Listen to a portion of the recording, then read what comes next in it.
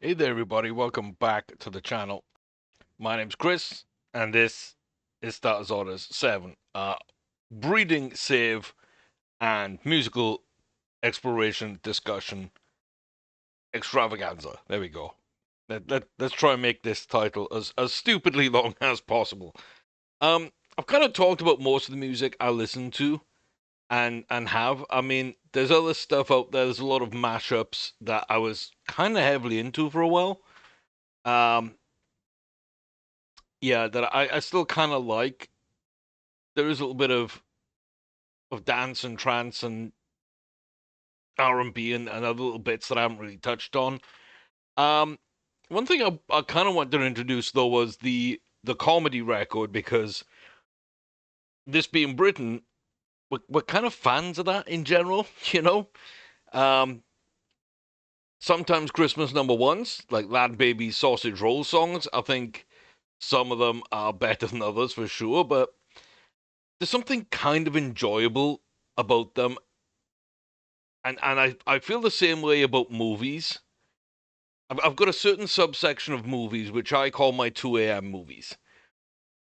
And basically, they're movies that I've generally watched at 2 a.m. And I will recommend them to people, and people would probably end up not quite liking those films. And objectively, logically, they're not great films. But each of them has something about them. There's a vibe, there's a charm, there's a scene, there's an actor, there's a performance, there's a line, there's something which defines that movie for me. And I will watch a bad movie for that moment, or I will enjoy it because it's bad. It's almost so bad it's good territory, you know? And I think that's why stuff like Sharknado and other sort of films that have really been mega hyped. And there's so many like bad historical. Was it Abraham Lincoln Vampire Hunter or something? I don't know the exact name, but that was kind of one of them. The Sharknado series, etc. Like they're just really bad movies, but people enjoy them. You turn your brain off and you just have fun. And I definitely think there's music out there which does the same thing, and historically Britons have enjoyed that kind of thing. So I like to touch on first off Black Lace because you know that's just kind of at the forefront of my mind when I think about it. Agadoo and Superman and the Music Man and all the rest of those. It's just kind of it's what they were good at. And there's a period in the 80s where they were just you know dominant summer hits. Every year they'd bring out a song and it would be massive. A little bit later on, we have stuff like Last Ketchup, which is just a weird name. And the song itself isn't that like comedy or whatever, but you got the fast food rockers and the cartoons, and there's all these bands which aren't super serious, and these singers which aren't super serious, or the music isn't super serious. You've got actual pure comedy stuff um, like Spitting Image, for example, like a couple of songs they did. But yeah, then they're not amazing. But again, there's something about that bad quality of it, which adds to the overall sort of program that I enjoy. Um, like like Morris Minor and the Majors, Stutter Rap. I think that's an actually pretty good song and parodies a bunch of other songs. Um, but realistically, it's bad, but it's pretty good. And then you move on to other comedians who are musicians at the same time, and I think two big ones for me that I absolutely love for different reasons. Like Tim Minchin is clever and quirky, as he puts it himself. in one of his songs. I think that's a real good kind of description of him. And then I've got Bo Burnham, who is very much up there for me, where it's kind of dumb, but it's very smart underneath the surface. I love that juxtaposition as well. Like the music's catchy, and there is depth to it, and there is meaning, and there is a hidden message usually, and it does make you think. But the musicianship is top notch, or the lyrics are top notch. Um, so yeah, I'm a big fan, especially of Bo's Inside. I think that is so raw and honest, and kind of the first time that we've seen Bo the person to a certain degree rather than Bo the performer. Um, where he like strips back any persona of him performing, and at times it is kind of talking to you as the person. And I really, really appreciate that. I love Inside. I really do. And it's very, very fun. If you want to go further back along similar lines to those two, I would say Tom Lehrer with, I mean, people probably know the Element song, but stuff like Werner von Braun, Poisoning Pigeons in the Park, New Math, etc. Like kind of the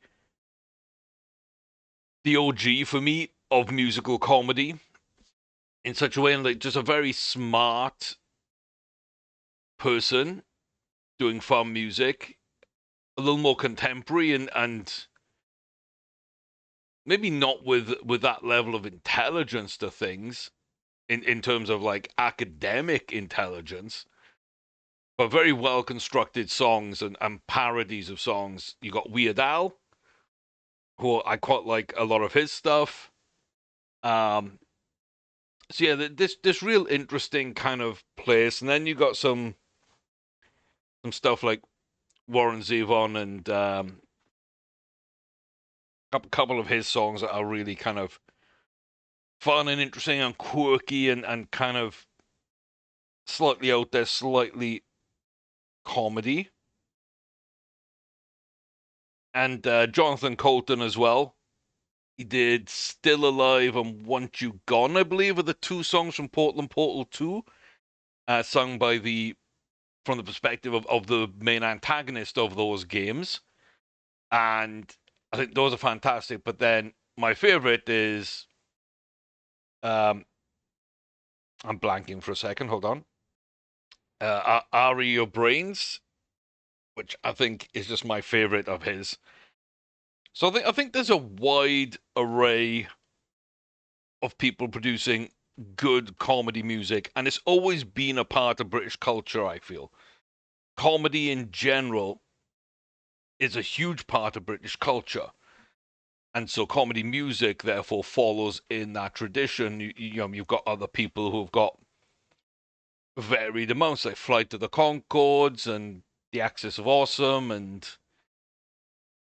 uh, the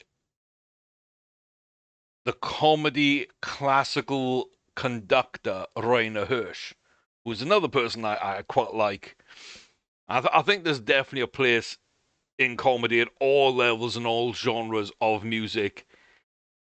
And dialing back into country music as well, there's a lot of comedy country as well, which is pretty good.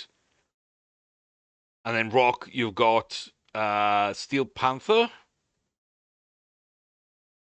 Or am I thinking of someone else? I think I'm right there. But yeah, more like a pastiche of a rock band, and Spinal Tap from the film kind of fits in there too. So yeah, I just kind of like that element. I'm big on comedy as well as music, and I think like stand-up comedy is great. Comedy films, comedy TV shows, like they've always been huge in Britain. Is a huge part of, I believe, our culture, and I think that's a real strength actually. British comedy and our sense of humor and the ability to laugh at anything, including ourselves, at any time. Um, yeah, I don't really like other countries' comedy sometimes, and I think I prefer some raw stuff rather than the polished stuff. Even to the point where people, I think, take it too far. There's a lot of 80s and 60s and whatever comedians that are, maybe a bit too far, where you've got, you know, some pretty bad stuff going on and being talked about and said, but that's kind of a product of their time too. And it hasn't really, I don't think musical comedy's really done that. I mean, Roy Chubby Brown had his cover of Smokey's Alice, which is a fun song. I think it's kind of borderline for me because I think I enjoyed it at one point, and since then it's very, very sort of surface level. There's no real depth to it, one dimensional, and so I struggle with that. Um, but yeah, I don't think there's much. I will say I wasn't going to say anything, but I will say I don't think there's much that you shouldn't be able to joke about, whether that be in music or just in general. I don't think any topics are taboo. I think some words should be because they are in and out of comedy for me, but ultimately, subject matter, you should be able to joke about anything. And we can't these days. I don't think, there's a difference between telling a joke about a subject and making fun of people disguised as a joke or that you think is a joke. Um, I think you got to be very careful. But everybody I kind of listen to straddles that line really well, or stays away from that line in general. Early Bo Burnham definitely was a lot more offensive and took shots at everything. And I prefer his newest stuff for sure, but there's still that cleverness behind things that underpins things with his old stuff. So I kind of like that comedy music there. And I mean, yeah, the other one is probably Kevin Bloody Wilson, the Australian who's very blue comic. Um, and he's a tradesman and he's Australian, so or a former tradesman and he's Australian. So you can kind of know what you're getting into. Like the audience he's playing to and his experiences, like you should know what you're getting into. Just like if you go in a Roy Chubby Brown concert, then you're gonna get a certain type of humor and songs, and you shouldn't be shocked by anything he says because it's kind of right there. Always has been. Yeah, I just thought I'd touch on that because that's an element that I haven't touched on. But it's all the way from like very clever and witty comedy songs from people like Tom Lehrer through to slightly more accessible or normal sounding songs that have comedy edges to it that I think people like Bo Burnham and Tim Minchin do really, really well, all the way through to people like Kevin Bloody Wilson, who are more offensive and trying to be more offensive with their stuff and playing to a different audience, all the way through to kind of some of that comedy country music for sure. Like, Kenny Chesney, she thinks my tractor's sexy comes to mind. It's yeah, I think there's something for everybody, but it does permeate all kinds of music at all levels. Some are just dumb and funny, some are smart and funny, some are kind of family friendly comedies, some are adults only or R rated comedy. And there's a nice blend of them all across the board, but I definitely think there's a place for it. I like really good storytelling. I like really good musicianship. I like really good live performances and really good voices. And I'm always surprised by bands that I feel are kind of heavy or screamos that I hear their lead singer singing and they don't end up that way. And it's like Corey Taylor from Slipknot. Like the first time I heard Stone Sour, I was blown away that was the same guy leading both bands. And some of his live performances I think are fantastic.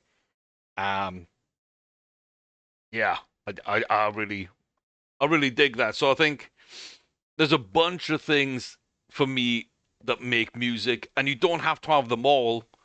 There's probably like 6 or 7 things that I really appreciate. One of them being comedy. And if you have 2 or 3 out of the 7, I'm probably going to really enjoy it, which I think is why I like such a wide range of music, because I'm not just looking for one thing. I'm looking for multiples out of a larger group.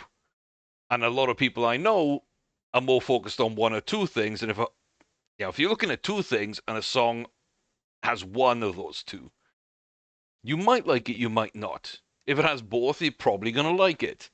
If it doesn't have either, you're not going to like it.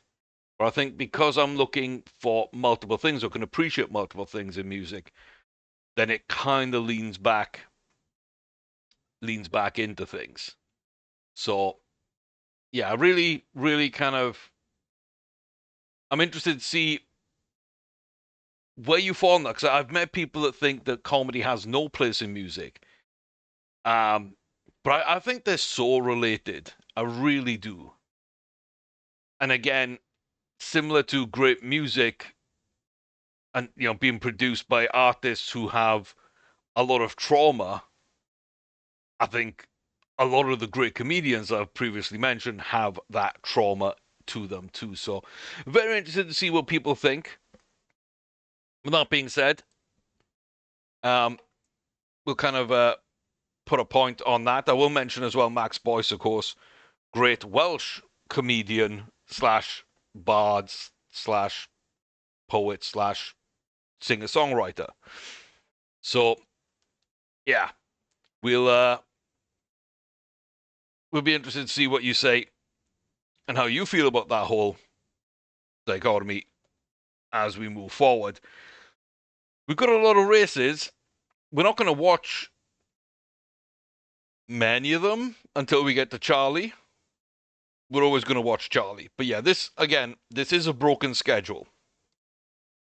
So we're not really going to look too deeply at this. I have exported all the 1-year-olds that were bred last year.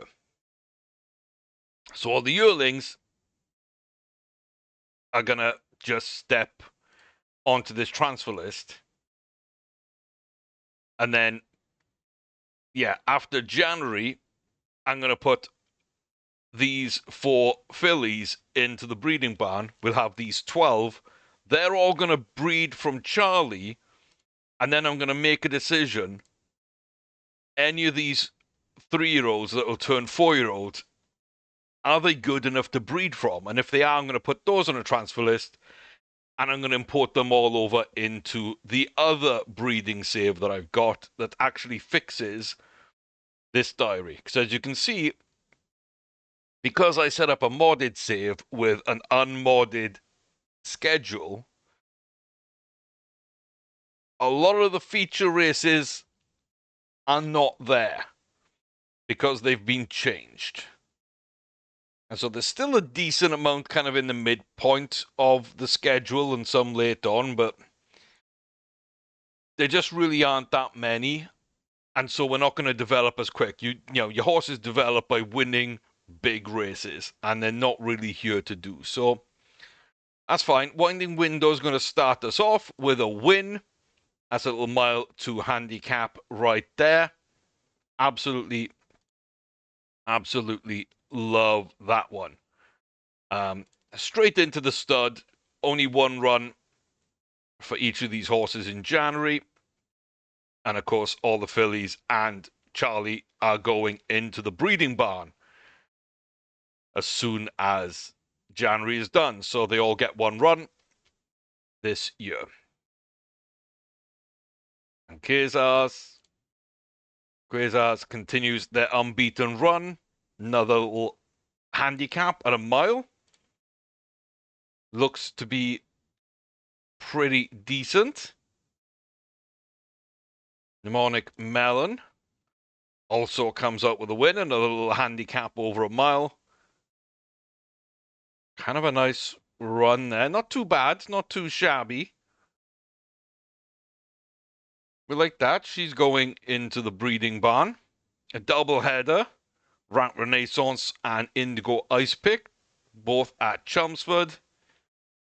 We pick up even more wins again. A mile 2. Solid little win for Ice Pick. I wonder if they're ever going to fill out their potential. They don't seem to be threatening it too much. Yeah, big win in the handicap, despite being, I was going to say, possibly top weight or close to it, and I think we were second. Yeah, and winning by quite a lot. So you like to see that. Again, not an amazing horse. Lord Ragnar are only 2-year-old, and they do get off to an early start by winning their maiden. Not by a lot. Possibly meaning they're a 6-furlong horse. Something to maybe think about. But that's absolutely fine. Excellent execution at Kempton. Rocks up with a win. That's 7 for 7 for the season. Absolutely delighted with that. Luscious Longing. That's a win. We quite like that. We quite like that. So yeah, some decent horses here. She goes into the breeding barn. And that leaves us then with the Hong Kong Classic Mile at Sha Tin for Charlie. Hopefully, we can win. We've won both trips to Sha Tin previously. We did well at York, out of distance, but we did well. Then we struggled in Japan for some reason. I'm still not sure why we struggled so badly here, just a bad run. And then followed it up way too quickly to go to Kranji in Singapore and picked up a win anyway. So, yeah, very interesting indeed. A good horse, for sure. I'd love to get that 5th Grade 1 win. I would love to get the Grade 1 win before going into the breeding barn. Looks like we're okay. So let's see them. Let's play this one out. Charlie Cheeseburger in the 1 mile Hong Kong Classic Class 1 Group 1 race for 4-year-olds upon the turf here at Sha Tin Racecourse. And he's off to a decent start then. But yeah, because these issues we're having with this schedule, like I say, being a default schedule, well, not a default schedule, but being for the default game, and this being a save that was created with the mod data, we are missing a ton of races. So we will need to move everything across. And people like Charlie won't be able to be there, but oh my God, great power, great finish. What a Dream stood up and saluted the crowd. And Charlie almost got up on them. Almost got up on them. Kind of a bad run. Got blocked off early. Didn't get off to the best of starts. A huge field, 16 horses. It's going to be one of the biggest you'll face. And Charlie just couldn't quite get there. Couldn't quite get there. Probably, if I'm honest, probably should have used jockey orders. I'd be tempted to tell him to go early. And that might have helped. But yeah, still a very, very good horse. But we're not racing anymore with Charlie because primarily they're here to breed. Now, sadly, a lot of these horses we can't take into a new game. But I know roughly who they are. I know the horses that I took over and I renamed. So I know who they are in that sense. I don't know exactly who they are. I don't know who Charlie is. I know there's about 7 or 8 coats that I took over. I know which 8 they were. So he's one of 8. So I can probably find him again as a yearling and put him in that other save. Same as all these horses as well. So yeah, we can definitely get it done. But we can't just carry them over. They're all imported into this game, so we can't actually use them. Now, Lord Ragnar can. So I'm probably going to wait to the end of the season and export him at the end of his 2-year-old, or even at the start of his 3-year-old. I don't think there's an issue with doing that for the breeder's save. And we know that he's come from a couple of really good horses there. So we'll get everyone up that we can. Jewel, absolutely fantastic. Yeah, a lot of potential there. Belle, we had some issues with Belle early on, but we have come good and really, really started to make a little bit of impact. And that's a 1-mile-5 handicap. Won quite handily.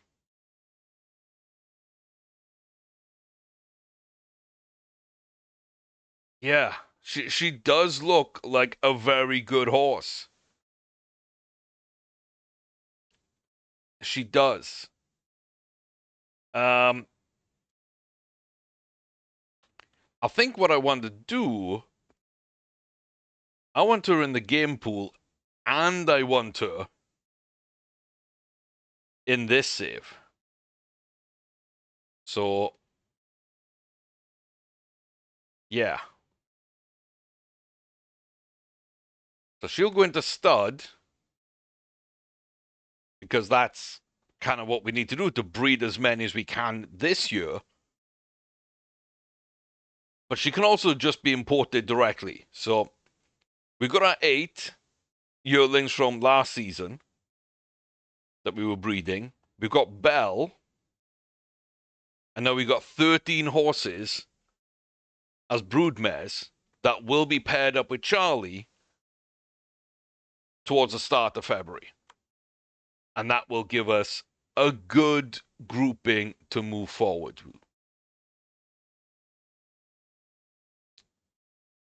Have you got any winners? Kind of, but not really. Kind of, but not really. What about you? You've got one. With Penefan Man, who is a very good, very, very good sire. So he might be doing the heavy lifting. There's a couple here.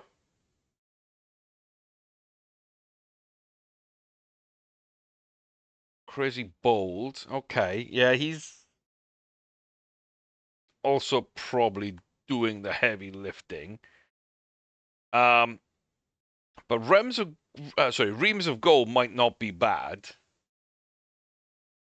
So I'm looking for a good sire and a good dam. So I'm looking right now at horses that have good number of wins to runs. And then because I'm looking at the mares, I want to then look at the sire for that horse and are they doing the heavy lifting or not? And it looks like kind of 50-50.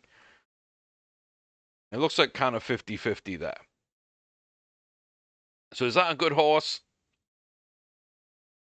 I don't know. Captivity, I don't really like. Yeah, if I can find horses that look good on both sides and figure out why, I think I'll be okay.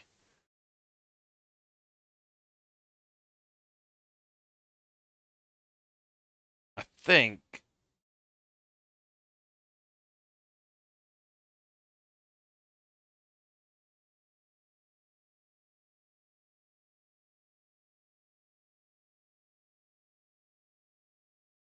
yeah, I think I'll leave that one.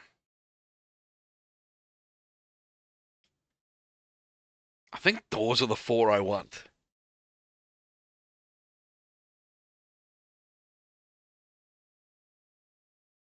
Yeah, those are the four I want. Reams of Gold and Akdari. Chinon could be okay.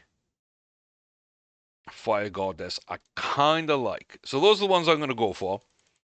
I'm going to skip others that possibly could end up being fantastic too. We're 240. Yeah, so this is way under reserve, which means it's probably not going to be good because otherwise the AI would have bid on it. But we do have the money and I kind of do want to see, so we'll just buy it anyway. But usually if you're that far under, if you're way under the reserve and nobody else is bidding on it, that could be a good idea to just walk away. Just let the bids finish. Just let the going once, going twice, going three times, and then it won't sell because it hasn't hit the reserve, and you don't waste your money. But I do want to see what it's like, and we'll figure it out. Like this is 1.1. If I stop bidding, other people are still bidding, even though we're well under. So yeah, we're a couple of 100,000 under. That's not super crazy. So we're over reserve. We will get Akdari. But that was slightly below. Fire Goddess was way below. And the other two were above. So Fire Goddess was like 500k below reserve. Looks okay. Doesn't look like a bad horse. Just doesn't look like a good horse. Akdari was like 150 below. Again, doesn't look like a bad horse. Doesn't look like a good horse. The sire's what we were going for because it is a good sire that we bred from, and we do have a lot of yearlings. Now, there's a ton of them out there in the world. But the 8 that we put out there are going to be really, really good. So, yeah, it's in that list. But that didn't work out. That's fine. Rims of Gold was someone that I really did like.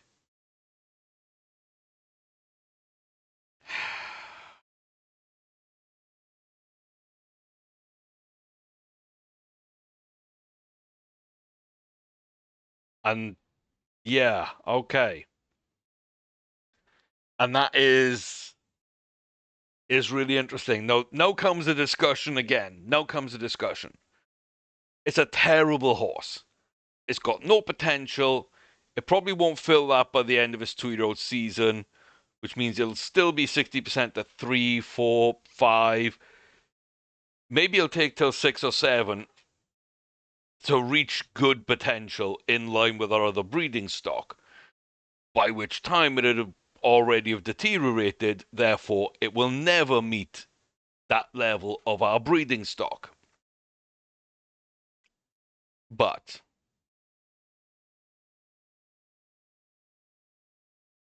that battling qualities is really, really rare and really, really nice. Can we introduce that into our bloodline without losing anything else? Yes, we can. Can we do it in one generation? Yes, we can. But basically, we're going to need all the dice to roll in our favor and have every other bar from the sire. And only have battling quality from the filly. And not shared 50-50.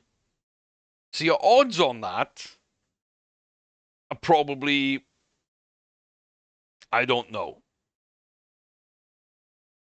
1 in... How many variables we got here? 6, 9, 12, 15, 20. Yeah, probably somewhere around 20.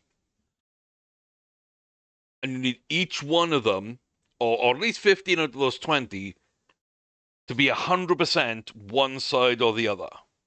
You can split that extra speed 50-50.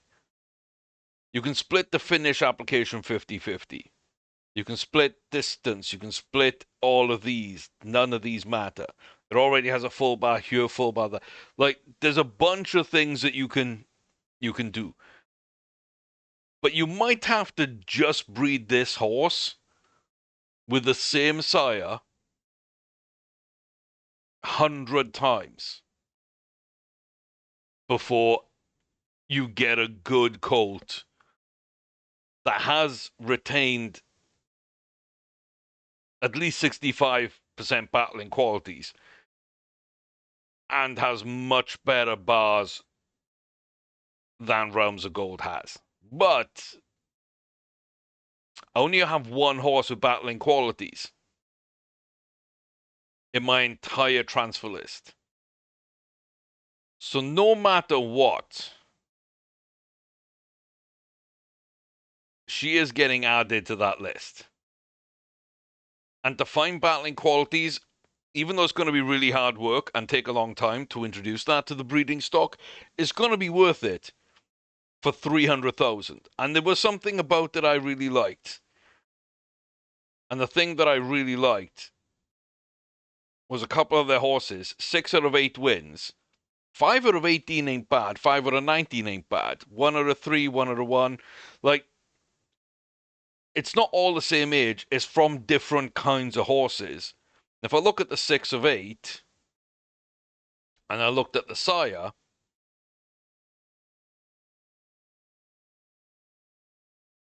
there's a few horses.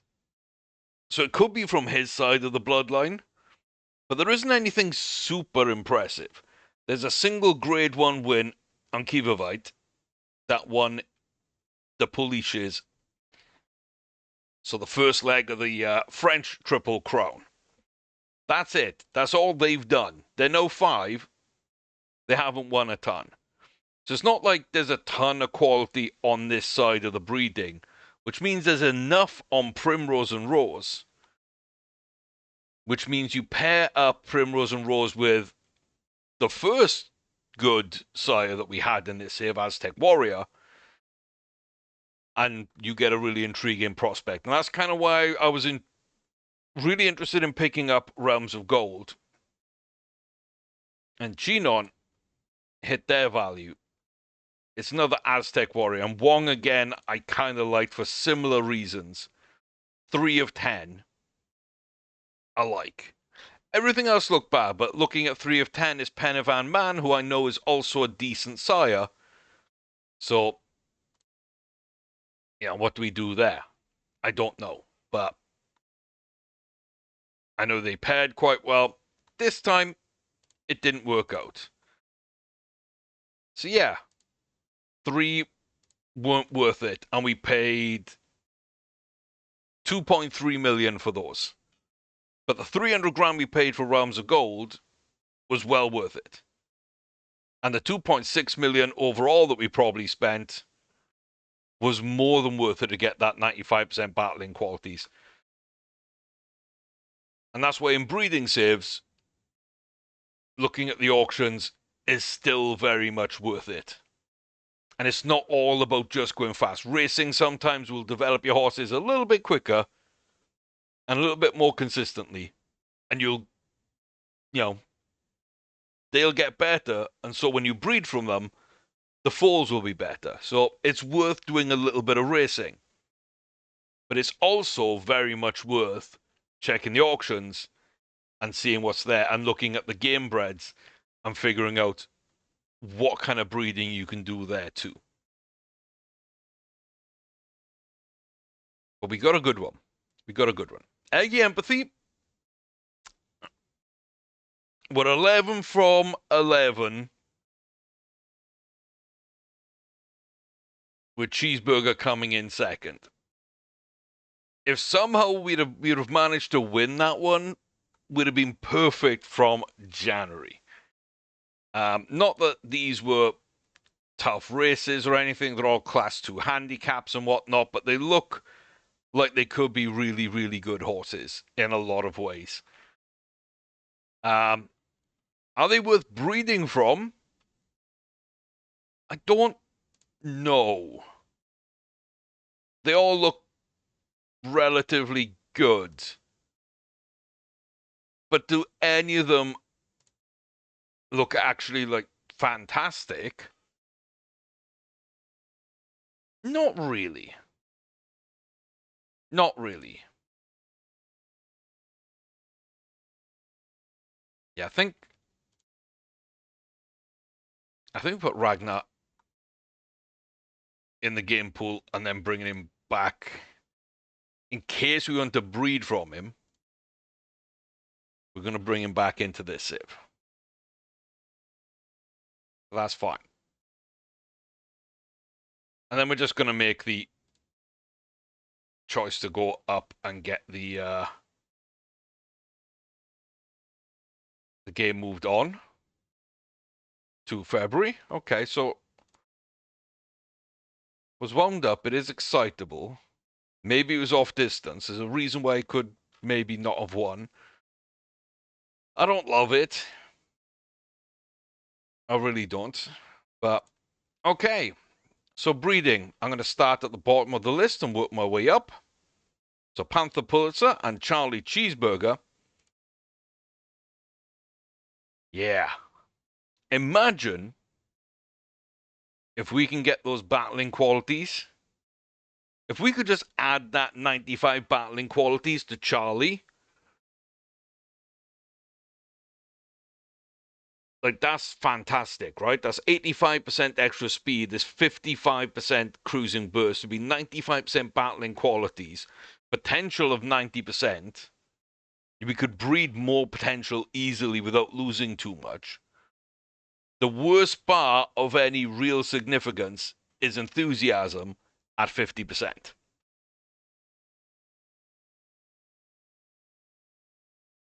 Like, Charlie could be a monster, an absolute monster. And we're going to try and breed him in that way.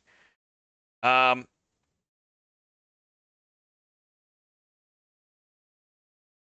I quite like. I think I'd quite like to try a 6 furlong novice with Ragnar. And I think we just stay at a mile if we can. Claiming races. It's a mile 3 for you. That would be really tough. Why isn't it there for you? Because you won your handicap. Okay, I understand.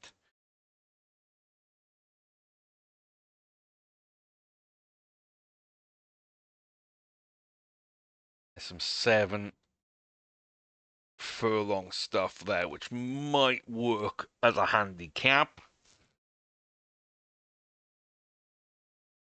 So I'll try and race you. Ice Pick can get a mile 2.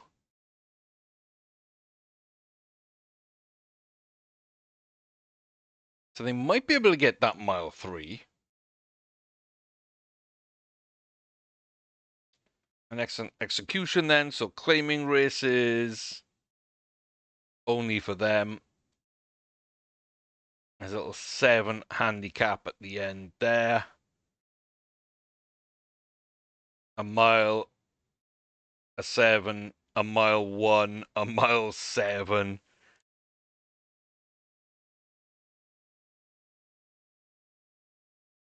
Yeah. What would I want to do with you? Probably another mile?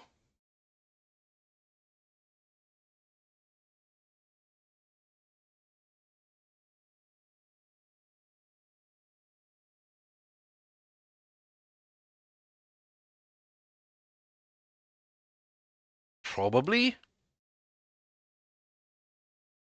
And the best thing is booking a race towards the end of the month. We are going to be able to skip the month, but we don't really want to right now because we're still breeding. That's fine. Lord Ragnar takes his novice. Only a short head.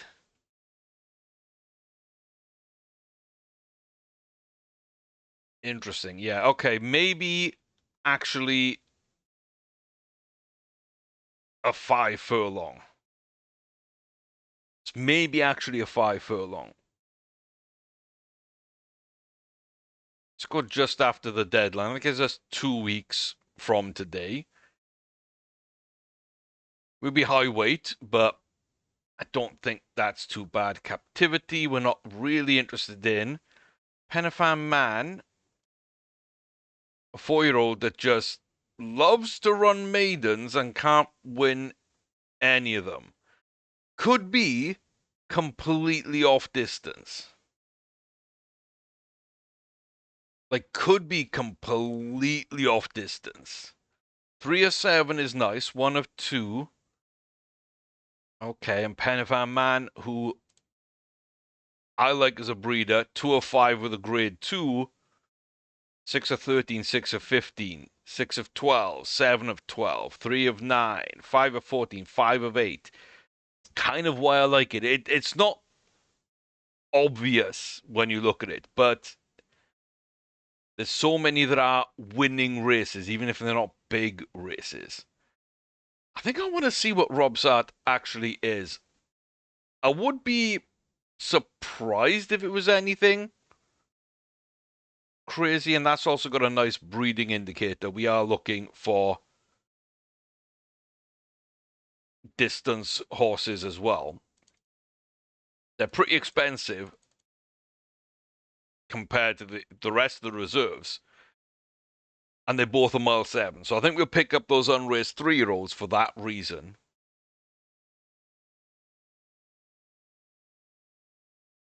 And Robsart, who I think is going to be a pretty bad horse, but I at least know the sire is something worth looking at. There's a bit of a bidding war for this one, so, you know, that's not bad. And this one we should be able to buy really, really cheap. I think Bell as well could have been a nice horse. I don't know. Mile 5, sure. I just don't know enough about. Okay, mile 7. Got some cruising burst. Got a little bit of battling qualities.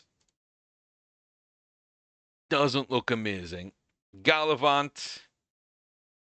Mile 7. Got a bit of potential. Probably never going to fill it. Looks absolutely abysmal. And Robsart. Yeah, it doesn't look good at all. But maybe worth doing. Maybe.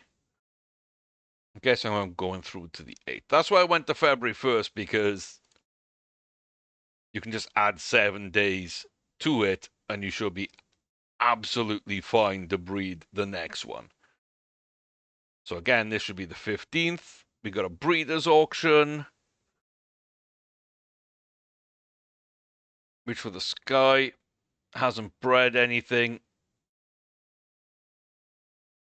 Yeah, none of them have bred anything worthwhile. Was there anything at Fridays? No. 2 years of age. Penavan man. Maybe Spartan Dance. Who have I seen of yours? I've seen one of theirs at auction before. I can't remember who it is. Maybe my girl Lisa. Name is familiar. Not sure about that. Lordship, Pin, Seeker, Captivity, and Not Good Sires. So that's all of those gone. I don't know why I'm familiar here, but for some reason I am.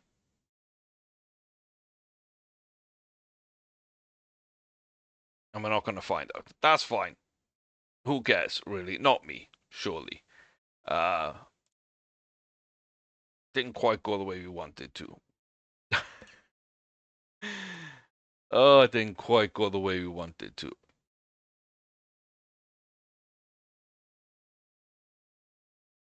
Okay, so we're almost done with the bottom half of breeding. Well, Ragnar picks up a 5 in a dead heat. Okay, so Tripper spot on. Let's have a look at this horse. It's done nothing but that. They couldn't win a maiden, but they won that. Okay. Are we 5 or 6? I don't know. I don't think it really matters too much, but I don't actually know. So, okay, Indigo Ice pick, the first one not to actually win will be better over a shorter trip. So, yeah, mile 1 to a mile 2 probably there. Absolutely fine. That'll be the last one off screen for breeding. Check Friday. Not interested.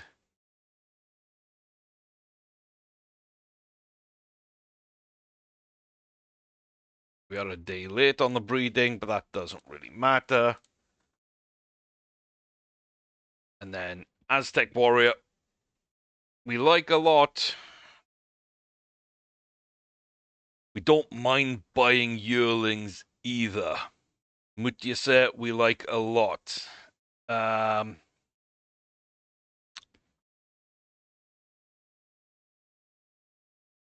Okay. I've got a little list to work from.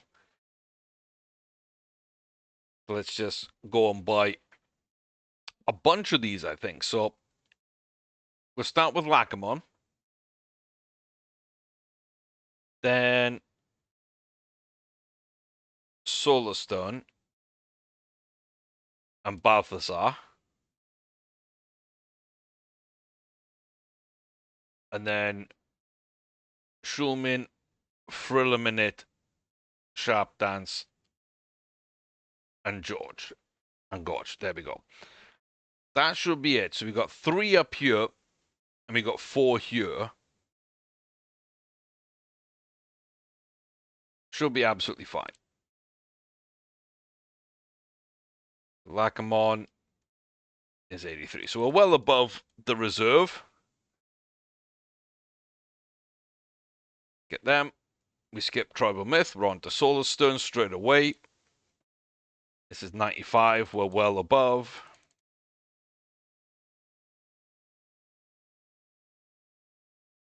Let's get them done in Balthazar's because this is a Mutiase full. It's excitable, which I don't love, but kind of want to see what it's actually like. And then next up should be Shulmin. Lot number 13. And here we are. We're over The reserve, not a ton over either. Same with Thrill a Minute, not a ton over. Trap Dance. There's a little more competition for that one. And Gorge to end us off. 93. We're at least going to have to double. Okay, so Lack of Form has battling qualities. Not a lot, but for it to be so rare and for me to find it so often in this is kind of really interesting to me. The fact that this is a base game schedule. Balthazar, from what you say, doesn't really work out. Shulman. But yeah, we are finding horses with 30 to 40% battling qualities quite often. And the one that we did decide to keep was 95, and even then 20 to 25%. So they are out there. Oh my god, that's an absolutely abysmal horse. Unbelievable. Yeah. Okay. So we didn't get any of those in our favor, but that's okay. Right, Renaissance. Yeah, Ep82. There we go. We do pick up the wins. And we go to the 8th. Don't really want to buy 2-year-olds. Just that 5 bred already.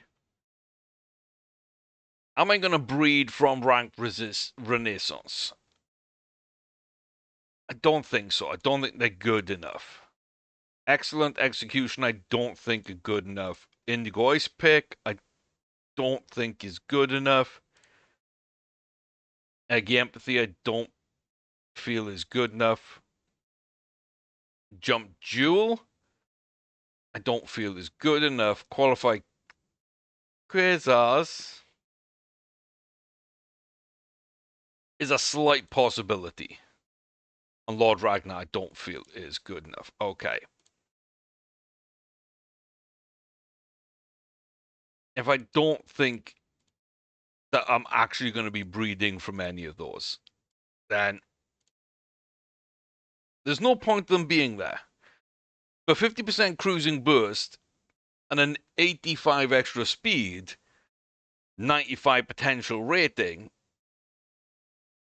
I think it's still worth racing qualified Quasars for this season and putting him in the breeding barn and running him through our broodmares as well. I think that makes sense. I honestly do think that makes sense. Yeah, Bell, Rums Gold, Lord Ragnar, they can all be taken across. All these can be taken across. And if we get some good horses, we might be taking through 2 years worth, which would be absolutely fine. But okay, if this is a little mile horse, what can we do? And immediately, 7 furlong grade 1. Like, why not? If we think this is an actual miler, and we kind of do,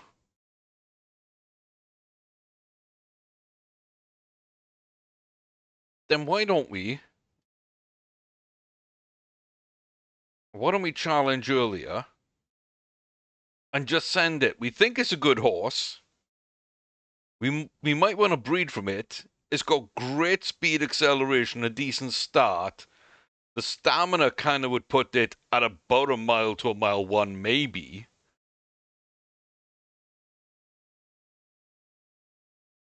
So we should be right on for this race. We're racing against older horses. There's a couple of grade 1s, including Top Flight Cool Racer, who I really liked as a 2-year-old. and as a 3-year-old. So, yeah, okay. Let's go see them.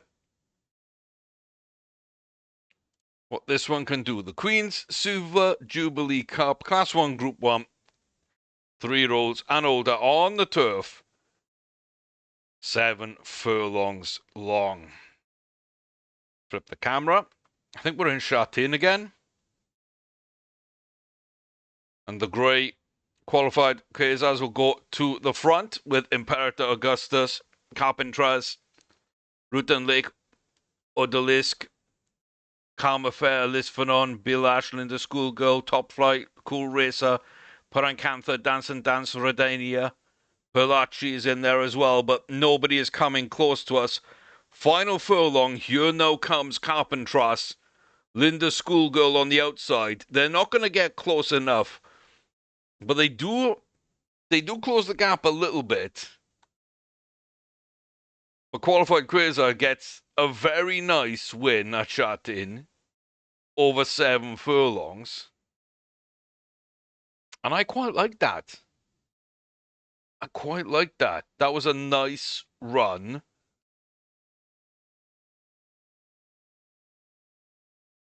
And that's what we like to do, you know. This was the race we won last year with Charlie. 3/4 of a length from Linda. And this was 4.8 over Linda. So I'm kind of surprised that that went so well. I'm also pretty delighted that went so well. And yeah, I definitely feel this is worth breeding from next season. 100%. Is there anything else of interest? We're pretty much just grade 1s at this point. I 100% think that there's not. I'm going to double save in case we need to come back in after a crash. I'm going to put anything there.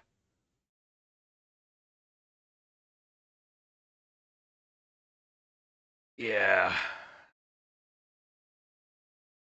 See, I like doing the Champions Mile, which is why we kind of miss out on these sometimes. But I know I got complaints over that last time. So let's go for the Polanes. For Quasar, Polanes and Polices. The basically the Guinea races, the first leg of the French Triple Crown, the only leg of the Triple Crown, of any Triple Crown, I think, in this entire thing. Because the schedule is broken. If I'm running on the 8th, I'm probably not going to be good for the 18th. But there's a half chance that we would be. And there's a handicap race there. And then a handicap race there. And then we've got 5 days, the Mile Championship, which Charlie didn't win. We can go for it again. And if we do lose, maybe we pivot and take the Cranji Mile on a 5-day rest like Charlie did. But yeah, that's kind of it. That's all the races that really there are for Qualified Quasars. We got 10 days apart in May and maybe 5 days apart in November. I might as well put it in, right?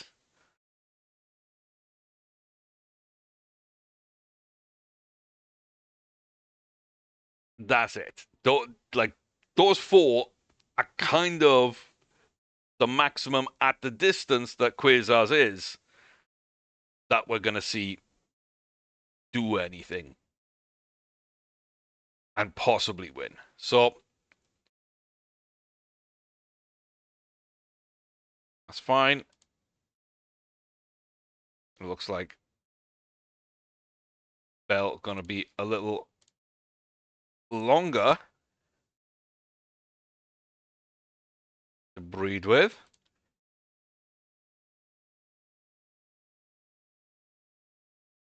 Yeah, nobody high rated, nobody with a sneaky grade.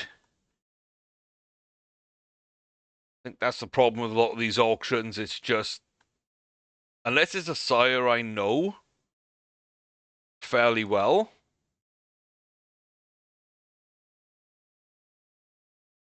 there's not even that much point in looking at the auctions at all. Rosie, are you good? Are you actually good? I don't like captivity. Aztec Warrior's got some, but I don't like him. But are you good?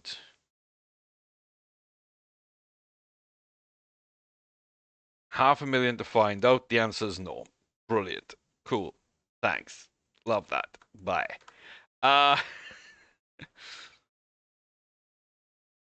Yeah.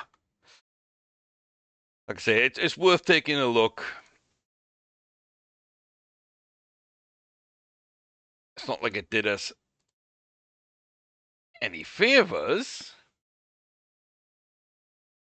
There's Kazars. A month away, we'll be done with our breeding at that point. So double check auctions. Don't love that.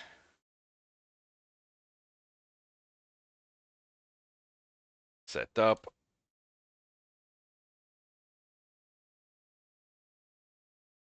Aztec Warrior with a pair of 3-year-old fillies. But they don't look amazing.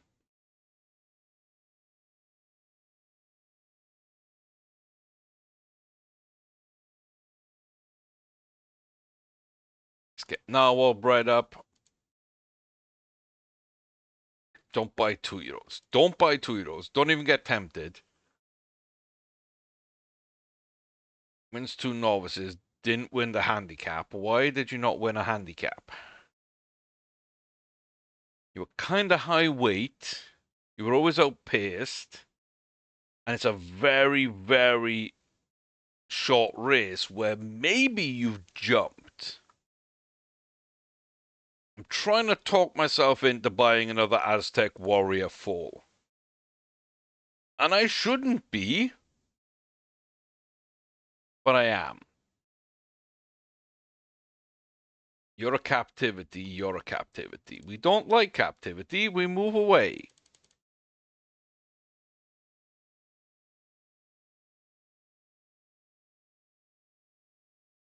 And you are trash too. But 50% battling qualities. Okay. And I know those aren't coming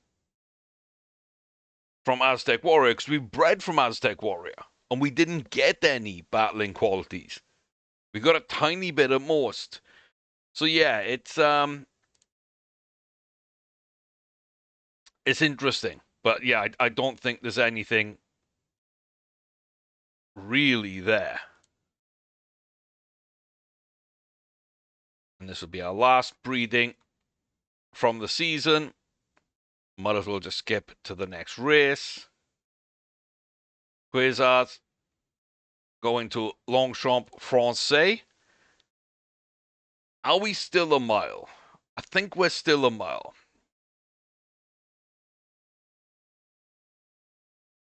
I'm going to say the challenge earlier anyway. Because I especially think in a field like this, making you move early gets you out of trouble. Paddock, we seem to be okay. So I'm going to gamble on us having just enough stamina to challenge early and be competitive. I might be wrong, but we're going to risk it.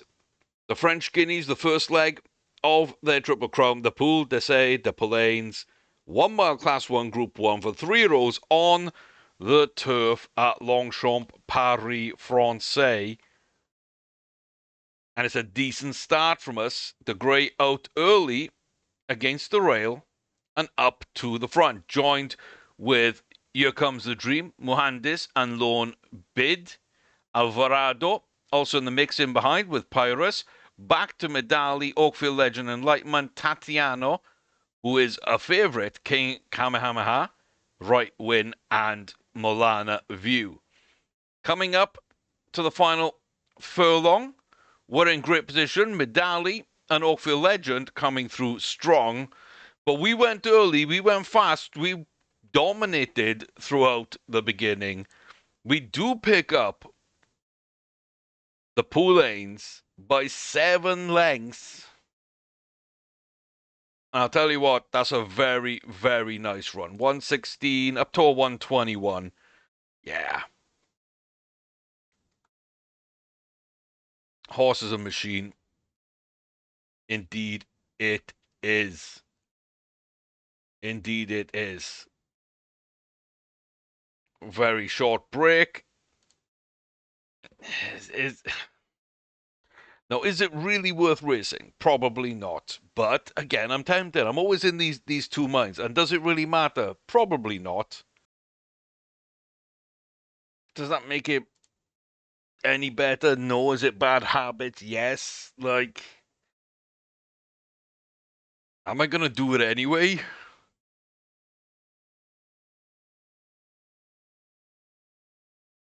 Yeah, why not? Probably because we got a little pink triangle. We're agitated. We're gonna go early. We're agitated. We're on short rest. But we're gonna run this little mile Yasuda Hinen over here in Japan. Little class 1, grade 1 over a mile for 3-year-olds and older on the turf. A bad idea? Probably. But we're going to do it anyway.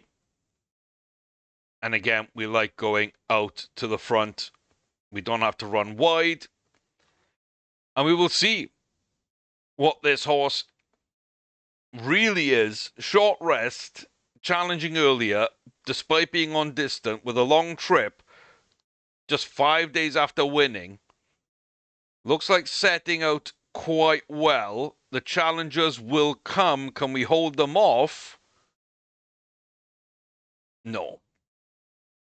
But only one horse beat us. If we were fully fit, we win that. If we're not agitated, we win that. The both of them together is the only thing that stopped us.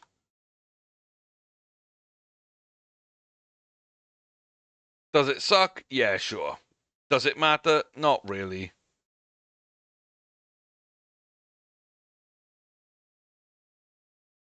Do I regret it? Yeah, kind of, but it would have won. It really would have won. I don't need it to win. I kind of just need to know that it would have. If that makes sense. The circumstances beat it. It wasn't that the horse wasn't good enough to win. That might be a better way of actually putting it.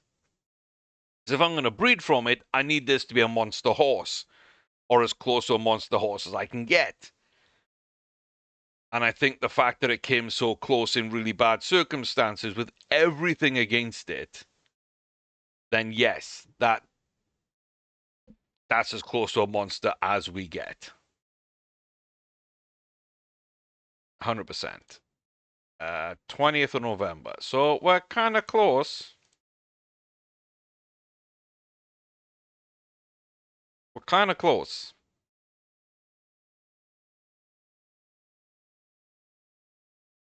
The 20th and 25th, we're ready to race. That's all good. I almost went in and retired Charlie, thus undoing all our breeding.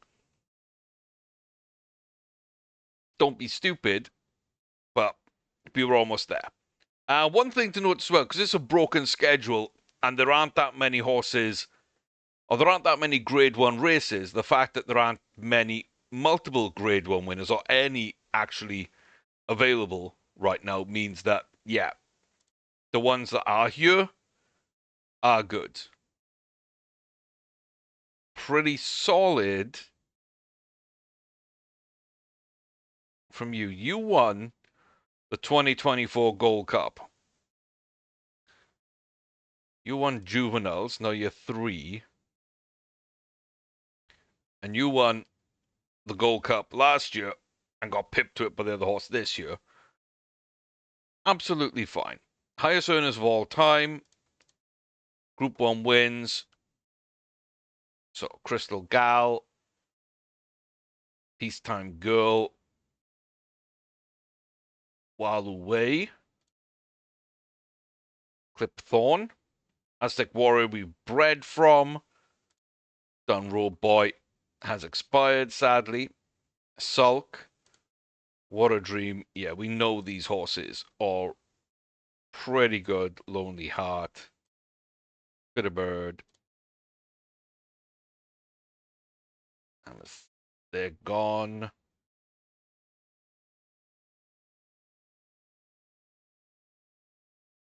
Right, stop. A 3-year-old with 2 grade 1 wins, gonna go for another one. But yeah, if they came up at auction, I'd be absolutely delighted. I'd be very interested to see what they look like. Although I don't think they ever would come up at auction. I don't tend to have a ton of luck with that. Yeah, we're still holding about the same. We're not over racing. Let's try Don't Trail. We look okay. We look absolutely fine. So yeah, we're going to go early for the Mile Championship here in Japan. Class 1, Group 1, Grid 1. 3-year-olds and older on the turf. The one that Charlie last year couldn't win. We are off to another decent start. We are going to go towards the front and be fairly tight against the rail. Just one horse in between us and it, and that is Prince of Persia leading us out with Classic Fly. Back to the Lockmaster, Jivri, and Syrian Dancer. Then Stowe, Insinuate, Clipthorn, Mason Highmarsh, and Brightest Star at the reel. Again, we are going to go for this one a little early. The field is going to come.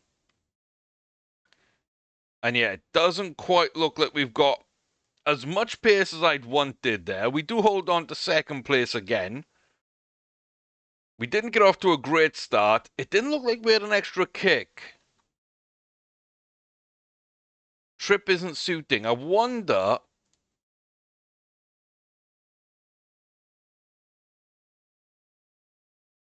I don't think that's going to suit either, though.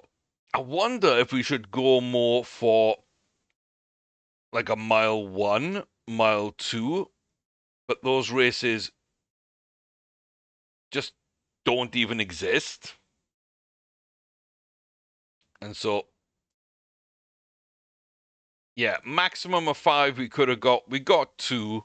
We got 2 second places and pulled out of the other one that probably would have been a bad idea to go for. So, I don't mind that. Everyone's in full. Nobody's fooled early.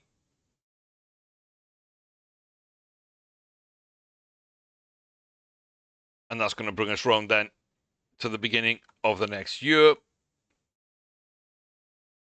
A bunch of horses at stud.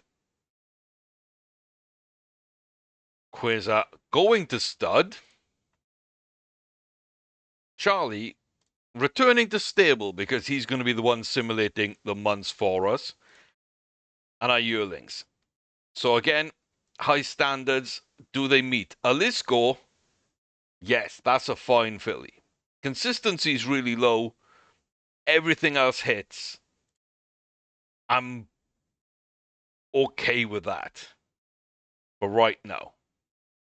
Charlie and Happy Huntress, again, low consistency. Everything else is okay. It's not great. But I think worth taking over. Retarded Dakota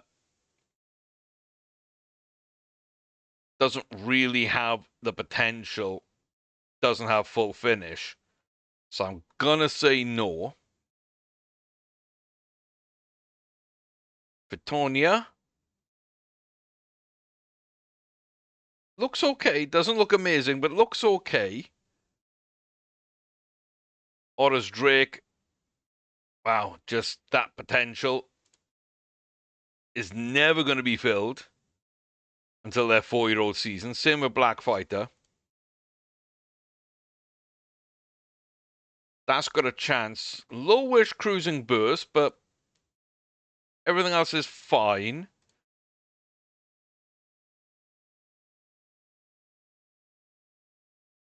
That potential kind of kills it. It looks like a really nice horse, but that potential is just not where it needs to be. That kind of has a lot of Charlie's good traits, which is nice in a filly to have as well. I kind of like this too. The 55 cruising burst and the 85 extra speed, the 50% enthusiasm. Everything else kind of in a decent place. I mean, Charlie has a touch more distance adaptability, but less training adaptability. Got a little bit more confidence and ultimately more potential.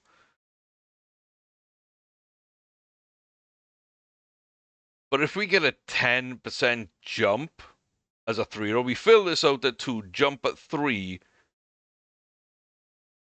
then where Charlie is at 5, potentially, Alonso could be far above. So he'll go on the list. Eager to please. Yeah. Solid. Low consistency, but a few other things I really like. And yeah, Cottam does well, which isn't too bad. Isn't too bad. We had a lot of Colts, but only 3 of them made it onto the transfer list here.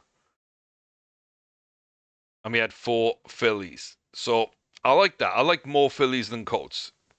The year before was 4 and 4. So 4 and 4, 4 and 3, and then we got a Colt and 2 fillies as our older horses, let's say. Don't mind that. Don't mind that at all. Is there anyone else here that's been added? Dan's Gift, Dromberg Pride, but not really. Rajman's 1-1.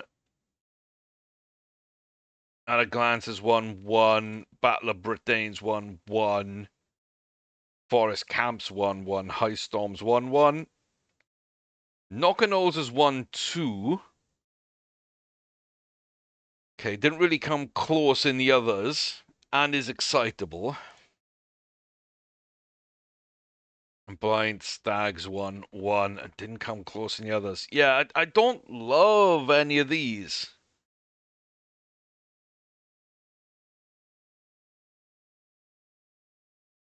Didn't win by much. Lost by a little.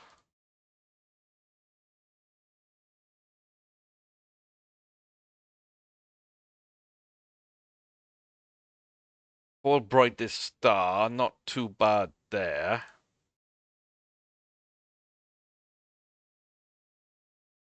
Sulk and Brightest Star. Rajman might be okay. Rajman might be okay. Maybe we breed from Rajamand and then repeat the season to breed from Quasars before any stats go down on any horses. But yeah. That's going to be it for now, though. We got 19 on the short list. We can go up to 32, so we can get 13. So if everybody bred true, then we'd be in a good position. But yeah, I don't know how that's going to work out. But we can definitely import a lot of these horses into our other save and have the full schedule to properly breed and find Charlie as well at the same time. So we'll see how it goes. But yeah, let me know what you think. Music discussion, comedy, does it have a place or not? As well as what you think of these horses and how you feel Charlie might stack up against other horses we've had. He seemed to breed okay, but not amazing. And I don't quite know what the rest of them are going to look like. So, yeah, we'll see what happens. But till next time, thank you very much for stopping by. I really appreciate it. I'll see you next time. And until then, take care, stay safe, and all the very best to you.